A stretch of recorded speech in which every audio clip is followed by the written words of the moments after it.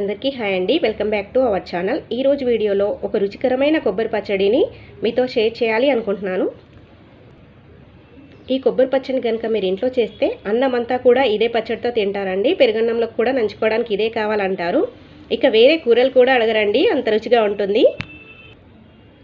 Even పిల్లలు కూడా ఇంకా వేయమని అడిగి మరీ వేయించుకొని తింటారు. చాలా టేస్టీగా ఉంటుందండి. సో ఇంట్లో కొబ్బరికాయ ఉంటే కనుక ఇలా టేస్టీగా పచ్చడి ట్రై చేయండి. 10 నిమిషాల్లో అయిపోతుంది. చాలా ఈజీగా చేసుకోవచ్చు.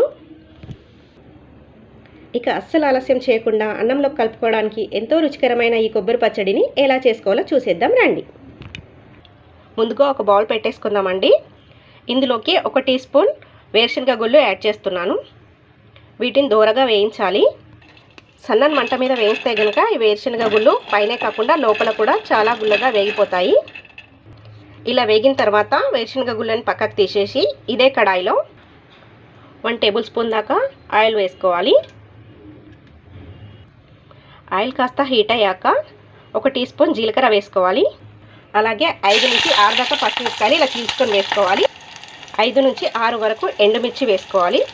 అంటే పచ్చిమిర్చి ఎండుమిర్చి కలిపి దాదాపు 12 నుంచి 15 వరకు వేసుకోవాలి. మీకు కావాలి అంటే అచ్చం ఎండుమిర్చితో అయినా చేసుకోవచ్చు, లేదంటే అచ్చం పచ్చిమిర్చితో కూడా చేసుకోవచ్చు. బట్ ఇలా 2 కలిపి వేస్తే రుచి చాలా బాగుంటుందండి. అందుకే నేను ఇలా 2 మిక్స్ చేసి వేశాను. ఇలా వేసిన తర్వాత లో ఫ్లేమ్లోనే పచ్చిమిర్చి కాస్త వేగేంత వరకు వేగించుకోవాలి. ఇది లైట్గా వేగిన తర్వాత 2 రెమ్మల కరివేపాకు, గుప్పెడు కొత్తిమీర వేసుకొని కలిపేసేయాలి. ఇప్పుడు ఇందులోకి పచ్చి కొబ్బరి ముక్కలు వేసేసుకుందాం.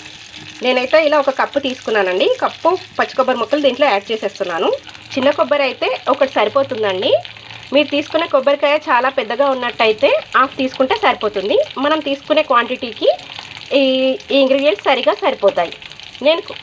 నేనైతే కొబ్బరిని ఇలాగే యాడ్ చేస్తున్నానండి. మీరు ఒకవేళ ఈ వెనకాల ఉంటుంది కదా, ఈ బ్రౌన్ కలర్ పార్ట్ తీసేయాలనుకుంటే తీసేసుకొని అయినా యాడ్ చేసేసుకోవచ్చు. అది వచ్చేసి కంప్లీట్గా మీ చాయిస్ మీద ఆధారపడి ఉంటుందండి. కొబ్బరి ముక్కలు వేసిన తర్వాత చిన్న మంట మీదే 2 నుంచి 3 నిమిషాల పాటు వేయించాలి. తర్వాత ఇందులోకి కొద్దిగా చింతపండును యాడ్ చేసుకోవాలి. ఇక్కడ చూసారా, ఇంత క్వాంటిటీ అయితే సరిపోతుందండి. మరీ ఎక్కువగా వేస్తే పచ్చడి పులుపు చేస్తుందండి. ఈ చింతపండుతో పాటు ఒక 5 లేదా 6 వెల్లుల్లి రెబ్బల్ని పొట్టు తీసుకొని యాడ్ చేయాలి. అలాగే ఒక పావు టీ స్పూన్ పసుపు కూడా వేయాలి. 1 నిమిషం పాటు వేయించాలండి. కొబ్బరి ముక్కలు మరీ ఎక్కువగా వేయించాల్సిన పని లేదు. అన్నీ కూడా పచ్చి వాసన పోయేలాగా లైట్గా వేయిస్తే సరిపోతుంది. ఇలా దోరగా వేయించాక స్టవ్ ఆపేసి వీటిని పూర్తిగా చల్లారిపోనివ్వాలి. ఇప్పుడు మిక్సీ జార్ తీసుకొని ముందుగా మనం వేయించి పెట్టిన వేరుశనగ పలుకుల్ని ఈ వేరుశనగ గుళ్ళని వేసేసి మెత్తగా గ్రైండ్ చేసుకోవాలి. ఇలా మెత్తగా గ్రైండ్ చేసుకున్న తర్వాత మగ్గించుకున్న పచ్చి కొబ్బరి మిశ్రమాన్ని ఇందులో యాడ్ చేయాలి. ఇందులోకి రుచికి తగినంత సాల్ట్ కూడా వేసుకోవాలి. ఇందులోకి రుచికి తగినంత ఉప్పు, అలాగే కొద్దిగా నీళ్లు వేసుకొని పచ్చడిని గట్టిగా రుబ్బుకోవాలి. నీళ్ళు ఎక్కువగా వేసేయద్దండి. గ్రైండ్ చేసేటప్పుడు అవసరాన్ని బట్టి వాటర్ని యాడ్ చేసేసుకోవాలి. ఇక్కడ పచ్చడిని గ్రైండ్ చేసేటప్పుడు యూజ్ చేసే వాటర్ అనేది చల్లటి నీరు కాకుండా కాగబెట్టి చల్లారబెట్టిన నీళ్లు వాడండి. అప్పుడు పచ్చడి అనేది ఫ్రిడ్జ్లో పెట్టకపోయినా సాయంత్రం వరకు ఫ్రెష్గా ఉంటుంది. మీరు ఇదే ప్రాసెస్ని రోట్లో కూడా వేసుకొని దంచుకోవచ్చండి. అలా కూడా పచ్చడిని తయారు చేసుకోవచ్చు. ఇలా గ్రైండ్ చేసుకున్న పచ్చడిని మనం తాలింపు పెట్టుకోవాలి. తాలింపు కోసం స్టవ్ మీద కడాయి పెట్టుకొని అందులోకి 1 లేదా 2 టేబుల్ స్పూన్ల దాకా ఆయిల్ వేసుకొని ఆయిల్ వేడైన తర్వాత 3 లేదా 4 వెల్లుల్లి రెబ్బల్ని కొద్దిగా క్రష్ చేసుకొని యాడ్ చేసుకోవాలి. అలాగే 1 టేబుల్ స్పూన్ దాకా తాలింపు దినుసులు వేసుకోవాలి. ఇందులోనే ఎండుమిర్చి, కరివేపాకు కూడా వేయాలి.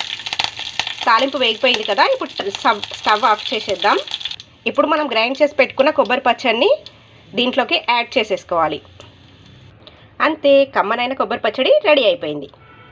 అంతే, వేడివేడి అన్నంలో ఈ కొబ్బరి పచ్చడి వేసుకొని కాస్త నెయ్యి వేసుకొని తింటే అమృతంలా ఉంటుందండి. వేరే కూరలు కూడా అవసరం లేదండి. వేరే కూరలు కూడా ఏం అక్కర్లేదండి, అంత రుచిగా ఉంటుంది. అన్నం మొత్తం ఇదే పచ్చడితో తినాలనిపిస్తుంది. మరి ఈ కమ్మనైన కొబ్బరి పచ్చడిని మీరు కూడా ఇంట్లో తప్పకుండా ట్రై చేయండి. ట్రై చేసి టేస్ట్ చేశాక మీ ఫీడ్బ్యాక్ని నాతో షేర్ చేయడం మాత్రం మర్చిపోకండి. మీకు ఈ వీడియో నచ్చినట్లయితే లైక్ చేయండి, మీ ఫ్రెండ్స్కి రిలేటివ్స్కి షేర్ చేయండి. మరిన్ని టేస్టీ రెసిపీస్ కోసం మా ఛానల్ని అయితే సబ్స్క్రైబ్ చేసుకోండి.